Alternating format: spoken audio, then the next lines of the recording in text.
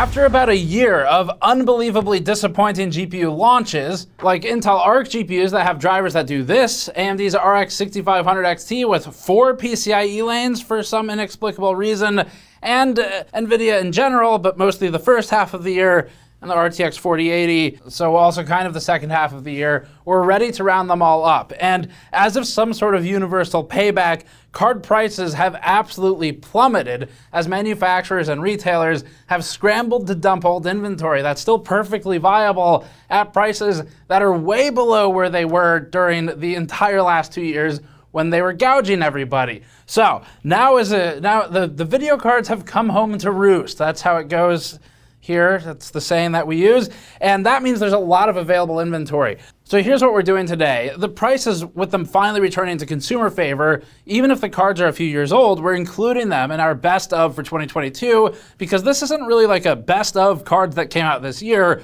but rather it's a best things you can buy right now in each price category. So that means looking at the new prices, whether that includes pricing for Black Friday, Cyber Monday, or whatever sales come up after this, through December, to try and figure out what you should buy. We'll talk about used stuff as well at the end, so you'll get a look at eBay as well, and all the links for the stuff that you can buy new retail. We'll put them in the description if you want to pick one up. We brought you this video. You can currently get 10% off of store.gamersnexus.net with code Thanks, Steve. at checkout. This video is made possible by all the support from our subscribers. So thanks, subscribers. To help fund another year of in-depth testing, grab something on the store and get a quality product in return. We just restocked our wildly popular blue and black wireframe mouse mats, which give a desk-sized mousing surface with detailed 3D wireframes of CPU coolers, motherboards, RAM, and more. We go the extra mile with our mats by using a custom blue rubber underside to match the blue anti-fray stitching at the borders,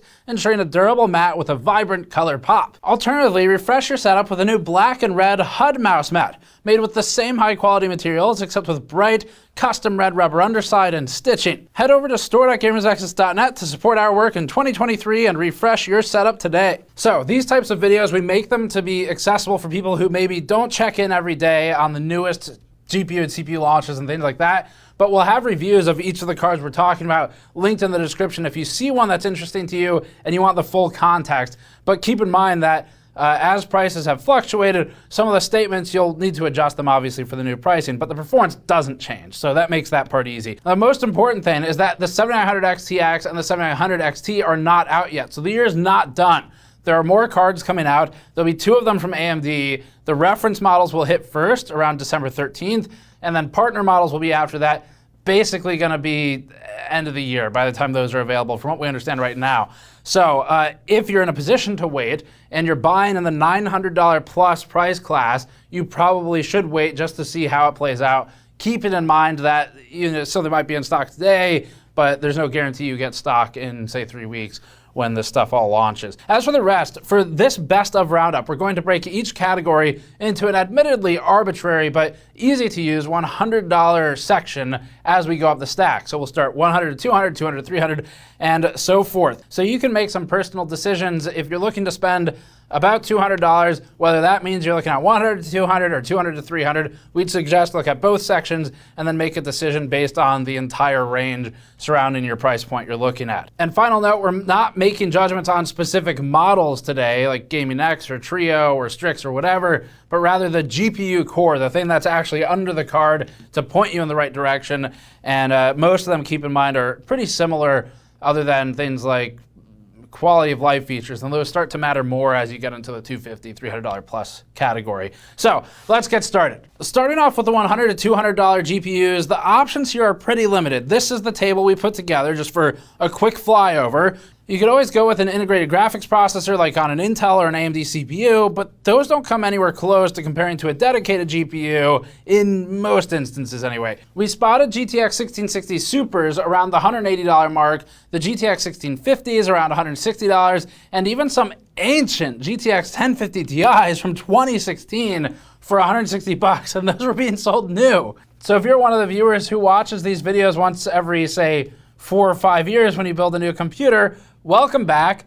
Nothing's changed apparently at the $160 point. Let's ignore the 1050 Ti. The cheapest cards include the GT 1030 DDR4 model and GT 1030 GDDR5 model. As a reminder, if you didn't know, the DDR4 GT 1030 is absolute trash. It is garbage and deserves to be burned in a bin. At least if we do that, we can get something useful out of it, like inhaling the fumes as it burns to hopefully permanently forget about its existence. In some of our tests from 2018, because somehow, 4 years later, this is still basically the only card that is around $100, we saw the GT 1030 DDR4 model at 28 FPS average versus 63 in Rocket League with the GDDR5 model. Dota 2 was much the same. A game from 2013 from 2003 is exactly what should be played on the GT 1030, but at 32 FPS for the DDR4 model versus 67 on the G5 model, it's clear that these aren't anywhere close to deserving of the same name. It's unbelievable that NVIDIA ever even thought to use the same name on two completely different cards with totally different specs, but that was 2018. We're willing to move on and put all this behind us as long as NVIDIA's learned. They did what with the 4080? And then they did what? Really? No.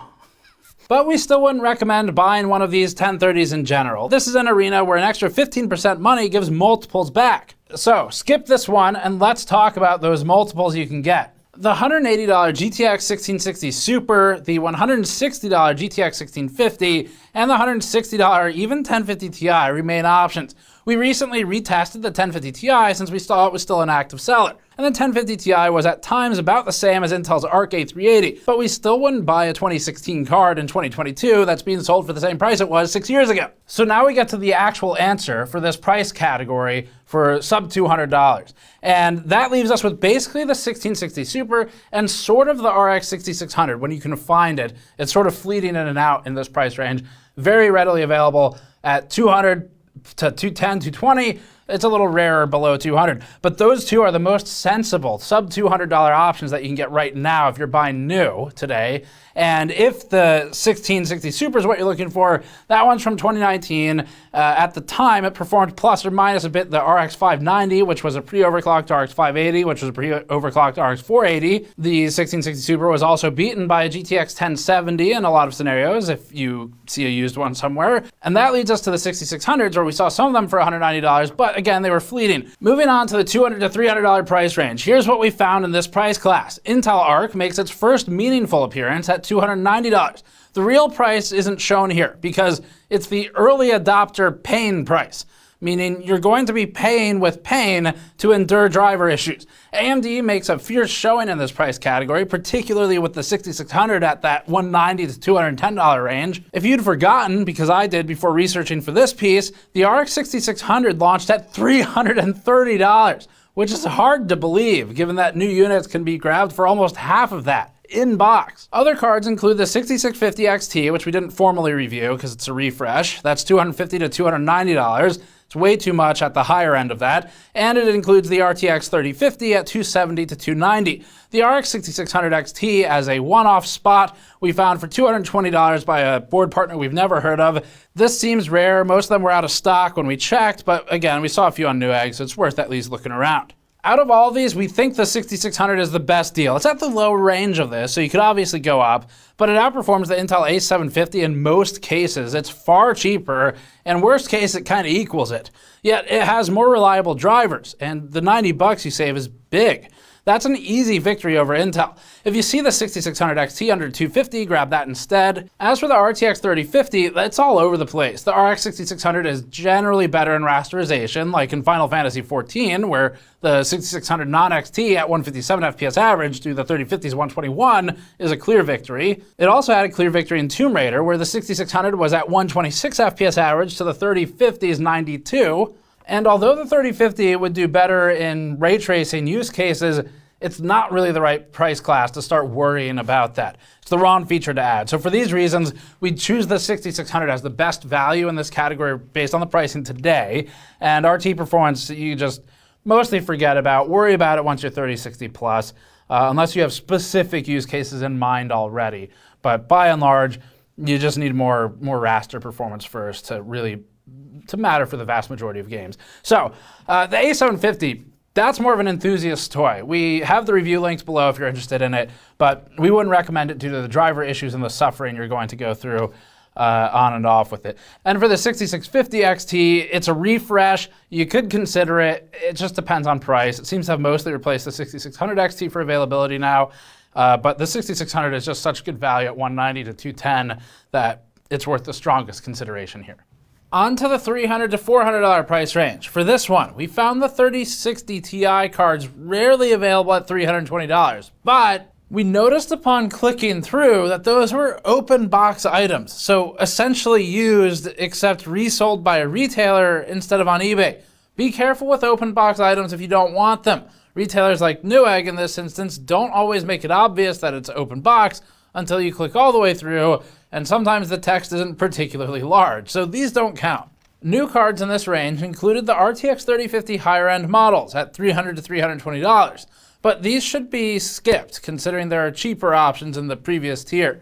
The RTX 3060 starts at about $340, with the RTX 3060 Ti at $380 to $400. The A770 can be mostly eliminated from the list. If you're going Intel Arc at all, the A750 achieves the vast majority of the performance of the A770, but it's a lot cheaper. Our same disclaimers remain for this one as before. We want Intel to do well, but it's not your job to subsidize a company with a market cap of $123 billion after they've already been subsidized by governments anyway. Intel can figure this out for themselves. If you want the card because you're genuinely interested, go for it. But there's no need to kickstart Arc. We can also eliminate the 3050 since it's available the tier below this. The RX 6600 XT can also be eliminated.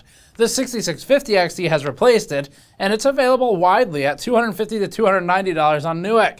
It seems to be about $290 on Amazon as well. Most commonly, we spotted it in the $300 to $320 price range. That leaves the RTX 3060 on our list of cards in this range compared to the 6650 XT, and we'll use the 6600 XT as a stand-in. When we first reviewed it, the RX 6600 XT was already outperforming the RTX 3060 in some of our tests. Tomb Raider, for example, had it at 135 FPS average versus 123 on the 3060. 1440p yielded the same result. 4K pushed them to a functional equality, and Three Kingdoms allowed the 3060 to equal the 6600 XT at 1440p and 1080p. Red Dead 2 pushed the 6600 XT again above the 3060, and the 6650 XT would push even further ahead of that. For numbers closer to today, checking our A770 review, we saw the 6600 XT outperform the 3060 by an incredible 19% in some of these benchmarks.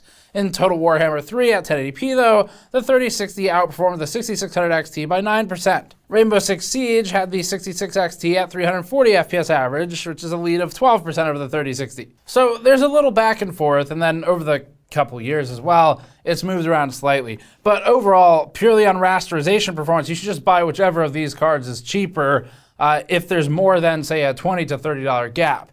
And at $250 to $270 for the best price 6650 XTs, it's pretty hard to beat for the $340 3060. But as it gets closer to, say, $320 for the 6650 XT, there's a little bit of external factors there from rasterization, and that mostly comes down to how you feel about ray traced games and features. So for RT performance, the 3060 is vastly superior. Even in the lightest RT test, Tomb Raider with RT Shadows had the 3060 ahead of the 6600 XT. This will remain true with the 6650 XT as well, and despite its performance uplift, it's just not going to be enough. So the way this price category breaks down is pretty simple. You only have two cards to pay attention to, for the most part, unless something more expensive comes down into this class. And the 3060 takes the lead if you're interested in experimenting with ray tracing very specifically. If you don't really care, you're mostly playing rasterized stuff, meaning no RT, then just get the 6650 XT and you'll be good. And as for the 3060 Ti, that'll just depend on the price. So there were a couple out there. It's mostly the same argument as the 3060. It's interesting for RT primarily, but $100 to $140 more than the 6650 XT, depending on how cheap that is when you're shopping, just isn't really worth it for most users as far as we're concerned. It's time to speed it up a little bit and widen the price range. We're gonna go from $400 to about $750 now, and this becomes necessary because the options start to space out a little bit, from each other, that is. And they also end up being, the difference is a smaller percentage of the total cost. So going from 600 to 700 doesn't feel quite as bad as going from 100 to 200, and that's why we're going to widen this. So for this price range, we found a couple of things.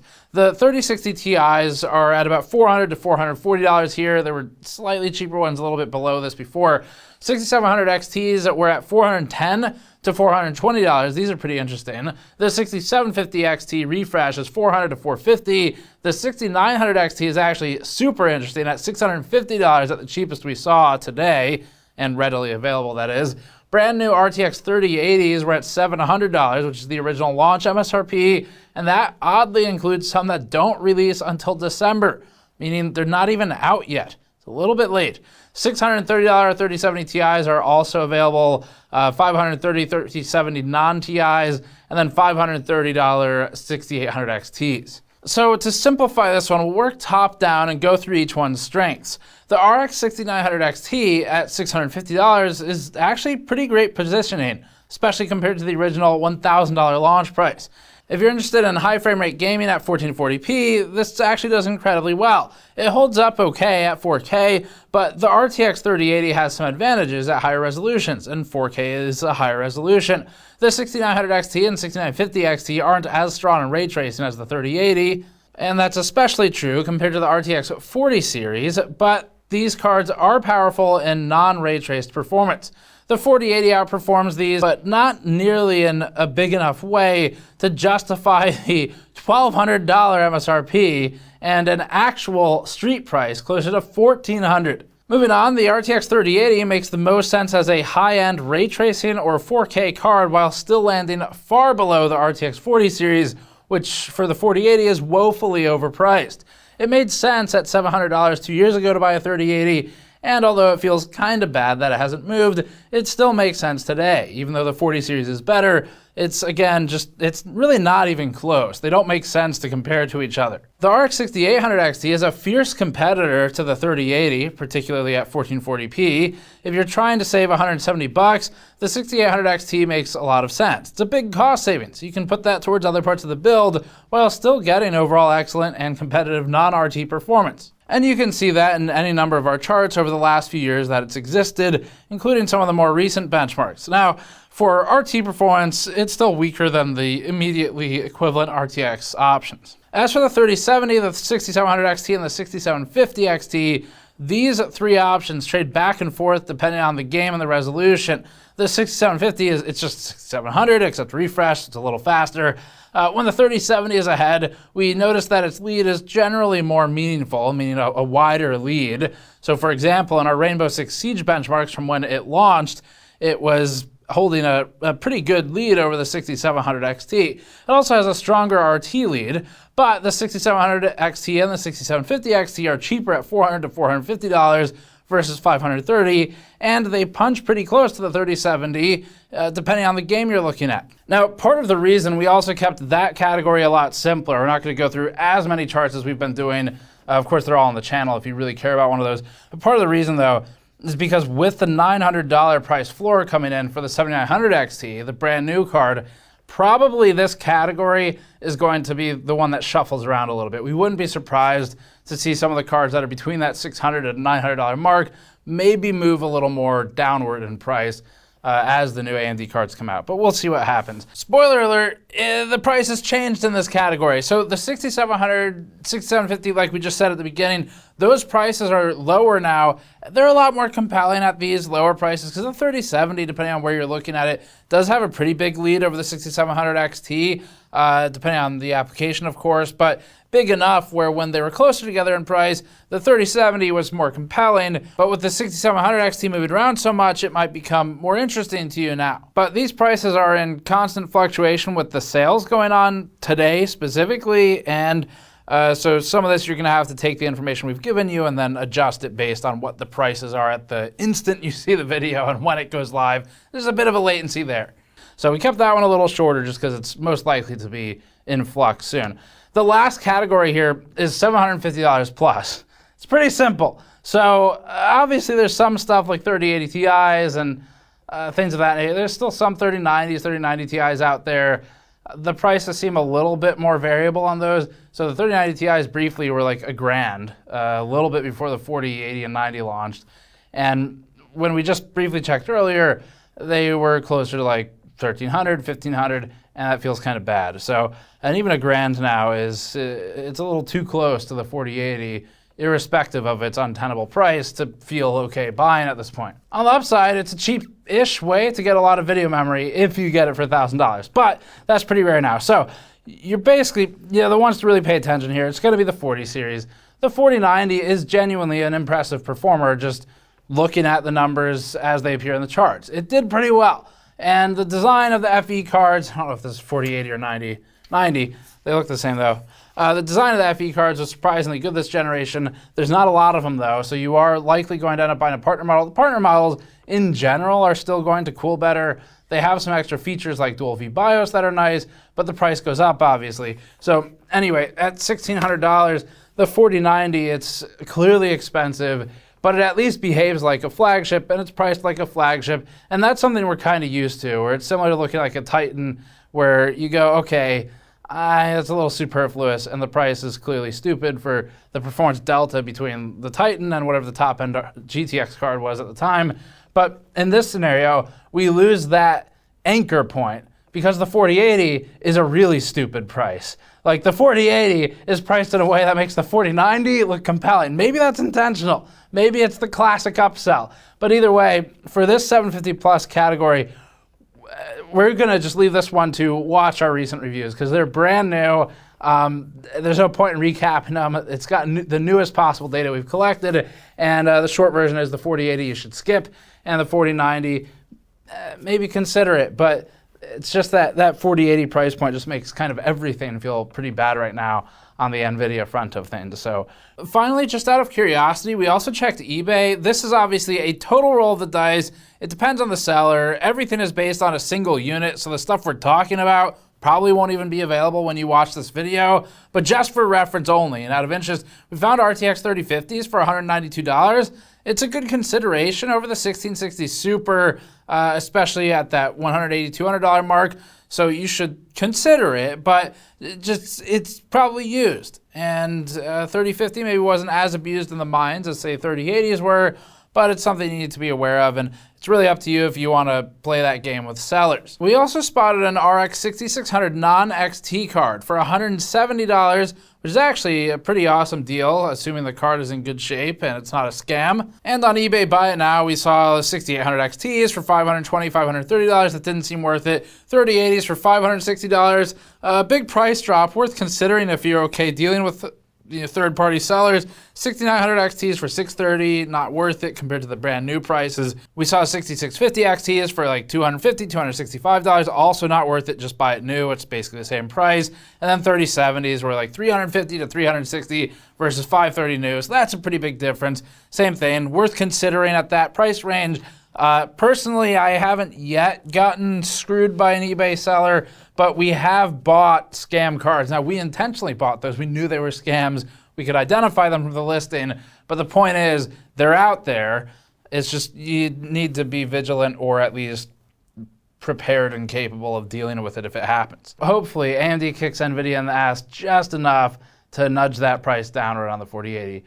Otherwise, as long as AMD can meet the demand, they're going to do pretty well in the 7000 series for being the only one that showed up at $900, $1,000. So that's going to be it for that part of the list. That section, 750 plus, it's really honestly, our answer to that, if you're buying 750 plus, is probably if you can just wait. No guarantee you get a 7000 series card, of course, but they will probably affect opinion and price positioning of some of the stuff in this category. So that's it for this one. Thank you for watching. As always, subscribe for more. You can go to store.gamersnexus.net to help us out directly. And these best of pieces, like we said before, setting the stage, we're really just trying to help people who kind of dip out for a few years while they go build their build and have fun with it and then come back in. So if you want all the detail, as always, check out the individual reviews. But that's the recap. We'll see you all next time.